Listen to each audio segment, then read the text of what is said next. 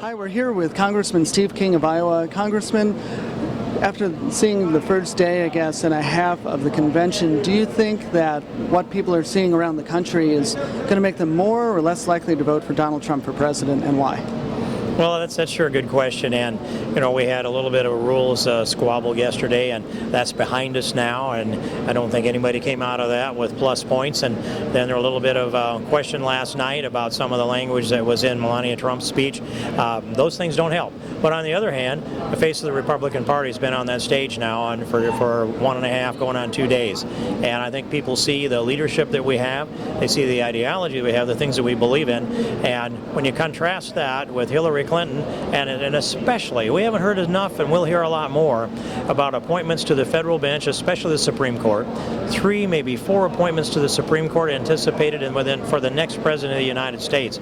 If we are going to protect and preserve our Constitution, we're not going to do that with Hillary's appointments. They will be just like Barack Obama's. It'll be the destruction of the Constitution as we know it. And so that's the biggest thing for me, is that we preserve our Constitution, and I think that gives energy. We're going to have to be a strong national defense. We cannot have a recurring pattern of calamitous mistakes in our foreign policy, and the extension of the Obama policy we know that it was shaped by Hillary Clinton. So people are understanding that as this emerges. We heard some of this last night, and the principles that guide the Republican Party will emerge by the end of this convention, and hopefully it'll be a lasting memory, although, convention-wise, the Democrats will have the last word on that. They go after us.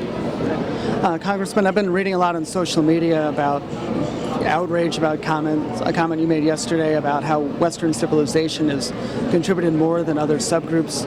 Do you stand by that, or what do you think about people making so much out of your comments? Well, who could argue with that? I mean, do they not understand what Western civilization is?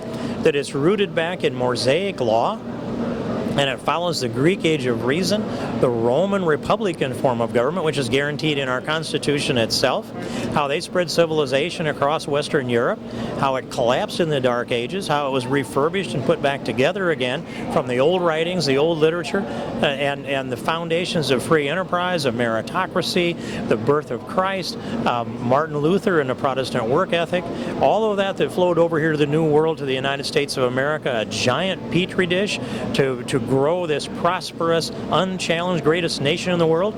What do they think it's rooted in, after all?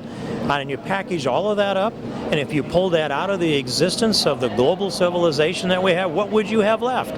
And so I don't think they've asked that question. They just want to have this this equivalency of multiculturalism, and they say every culture is equal. Well, every culture has not equally contributed to the civilization we have today. We should look at the other cultures, and we should draw from them the things that can enhance ours. But we should not diminish the things that America has done, or Western civilization has done for the world.